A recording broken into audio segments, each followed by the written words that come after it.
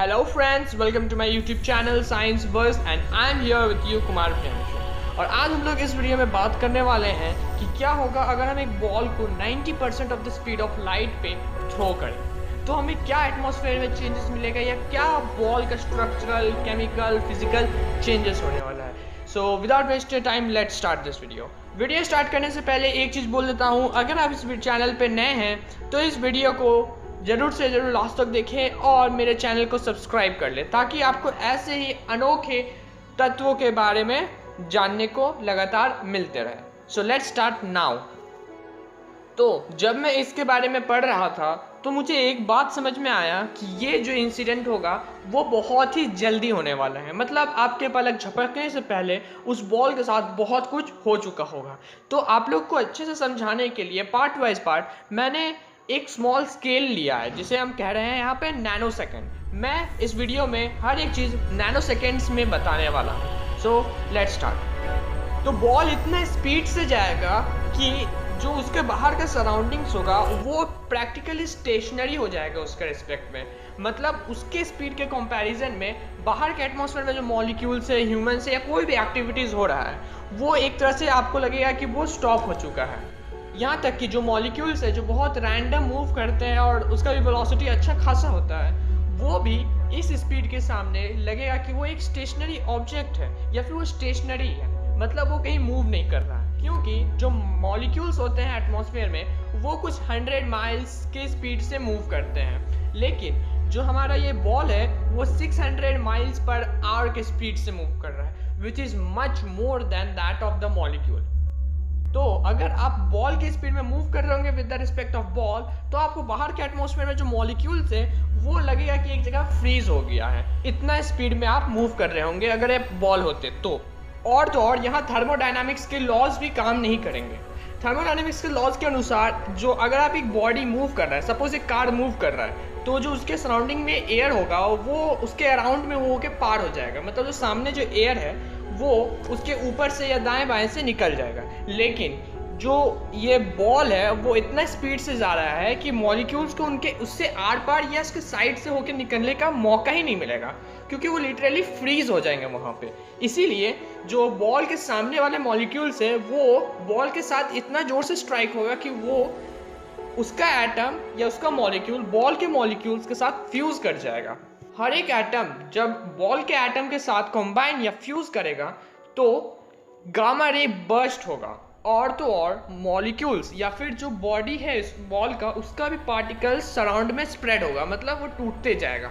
जो gamma rays और ball का मॉलिक्यूल्स रिलीज हुआ है एटमॉस्फेयर में, वो एटमॉस्फेयर में प्रेजेंस अदर मॉलिक्यूल्स को भी ब्रेक डाउन कर देगा और यहीं से एक चेन ऑफ रिएक्शन शुरू होगा जहाँ पे एटमॉस्फेयर एक ग्राउंड की तरह रिएक्ट करेगा और उसमें जो मॉलिक्यूल्स है वो एक प्लेयर्स की तरह रिएक्ट करेंगे जो कि एक दूसरे को हिट कर रहे हैं और ब्रेक डाउन हो रहे हैं, और ये एक तरह का प्लाज्मा जैसे फैल जाएगा पूरा एटमॉस्फेयर में। और ये कम से कम थोड़ा सा पीछे होगा स्पीड ऑफ लाइट से। तो जैसा हम लोग को पता है कि बॉल के सामने के मॉलिक्यूल्स को इतना टाइम नहीं मिल रहा है कि वो उसके आर पार या उसके ऊपर से या दाएं बाएं से फ्लो कर जाए, तो वो बॉल के सरफेस के साथ फ्यूज हो रहा है। तो उसके वजह से जो कंटिन्यूअस फ्यूजन हो रहा है, एक बैकवर्ड फोर्स लग रहा है जो उस बॉल के स्पीड को कम कर रहा है।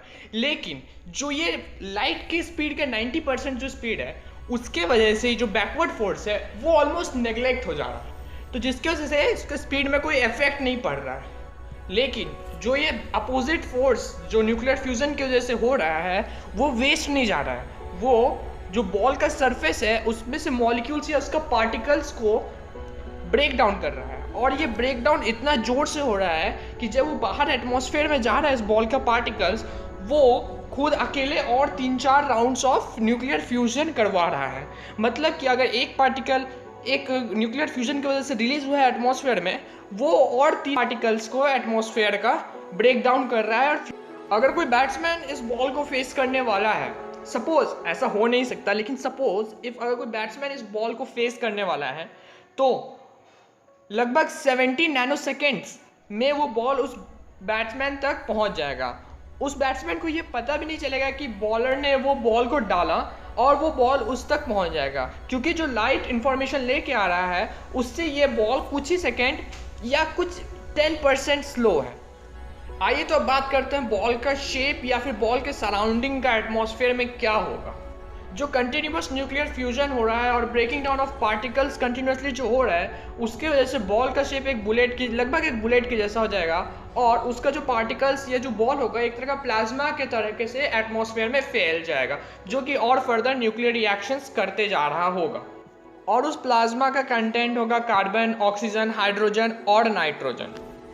उस बॉल से पहले उस बैट्समैन तक एक्सरेज, जो वो बॉल के स्पीड ऑफ न्यूक्लियर फ्यूजन की वजह से प्रोड्यूस हो रहा है, वो उस बैट्समैन को हिट करेगा। उसके बाद या कुछ नैनो सेकेंड्स बाद वो डेब्रीज, वो बॉल कहलाने के लायक नहीं रहा, वो डेब्रीज जो है उस बॉल का, वो उस बैट्समैन तक पहुंचेगा।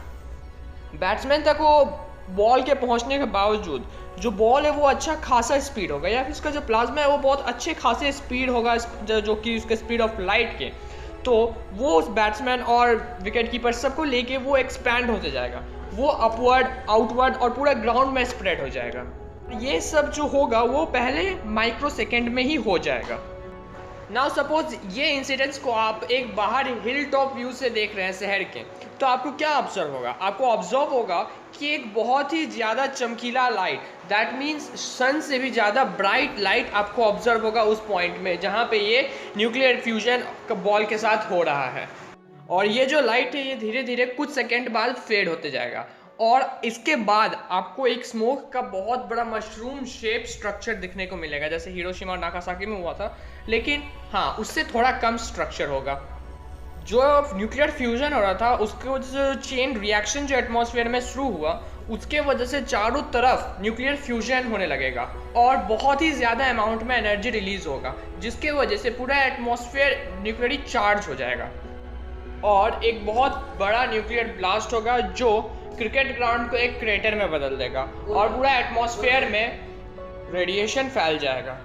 और ये जो सारा एक्टिविटीज़ है विद इन 4 to 5 सेकेंड्स में हो जाएगा कंप्लीटली, और इन 4 to 5 सेकेंड में आपके चारों तरफ पूरा डिस्ट्रक्शन हो जाएगा। सो यही होगा कुछ कि अगर आप एक बॉल को 90% of the speed of light पे थ्रो करें।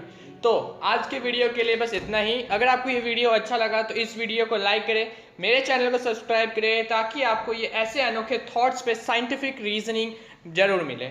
सो till then, thank you and do not forget to subscribe my channel. Bye.